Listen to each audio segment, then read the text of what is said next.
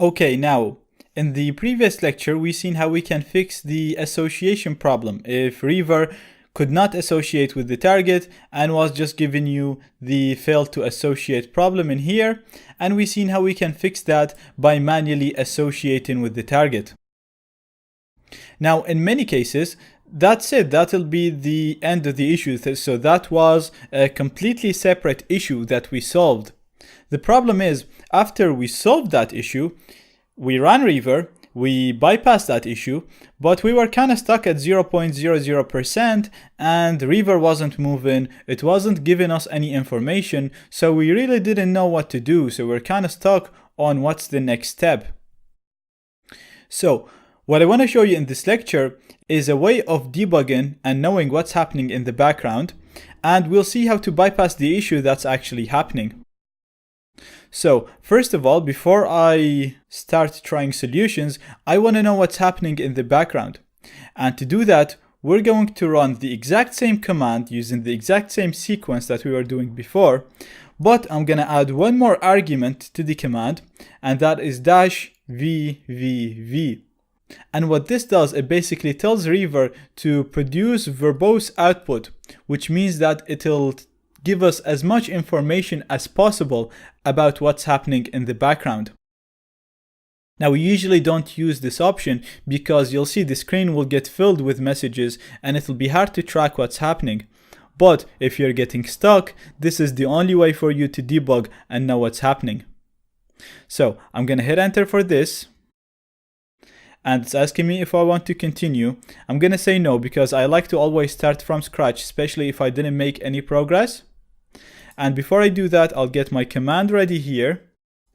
And I'm gonna hit enter here, go back here, hit enter to associate. And let's see what's happening. So I'm gonna let this run for a little bit.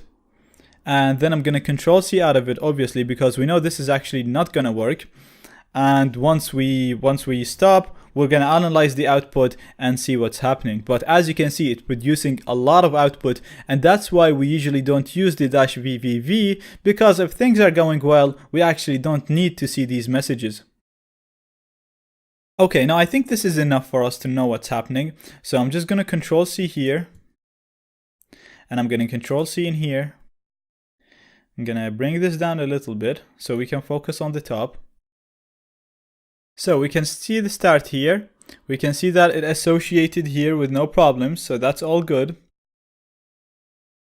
And we can see this is the first pin that it's guessing, so it's 000555673. Now it's sending the requests, and as you can see, it's getting a timeout error. Now let's keep going and see what's happening. Now we can see after sending the NAC packets, we're getting a message saying WPS transaction failed, and it's going to try the last pin. So it doesn't know whether this pin is valid or not, so it's just going to try the exact same pin again. Looking back at what's happening, the same thing happens. It sends a WSC NAC, and then again the same thing happens, the transaction fails, goes back to trying the same exact pin. Go down and you see the same thing happening, and it's still trying the same pin. Now, looking at this, let's look at the help. So let's do Reaver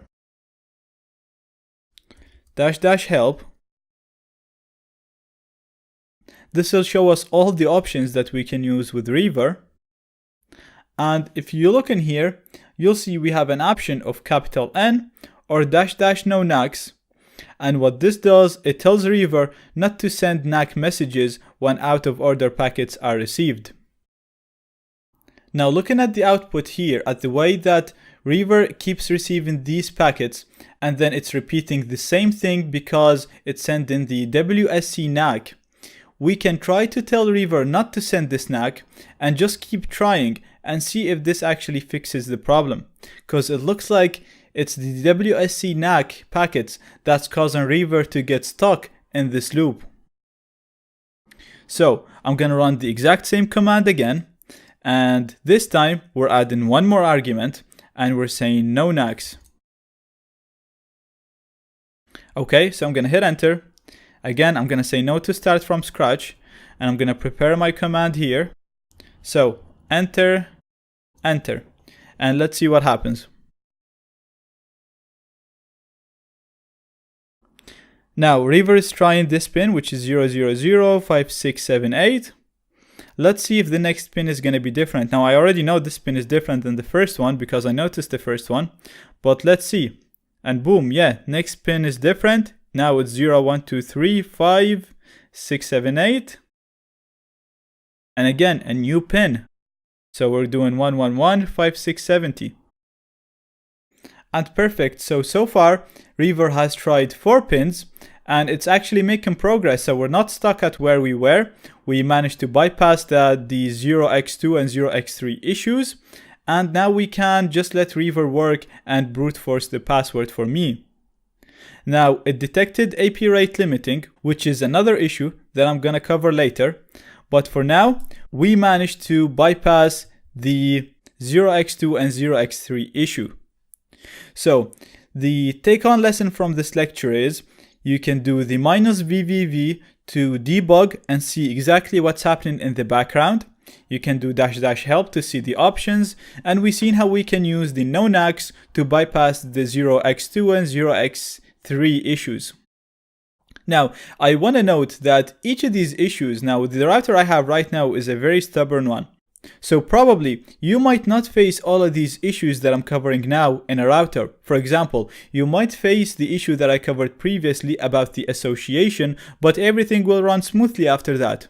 Or maybe you could associate with no problem, you won't need to manually associate, but you'll get stuck after that and you'll have to run VVV, see what's happening, and then maybe use nonax like I showed you.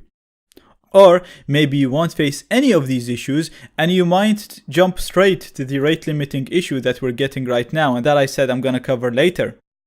So each of these issues, I'm putting them in a different lecture because you might only face one of them. And obviously there might be the case where you face 2 or 3 of them like I'm showing you right now. But the idea is you might actually only face one of these, and I want you to understand how to bypass each one of these issues individually instead of just giving you a long Reaver command that'll bypass or that'll try to bypass most issues.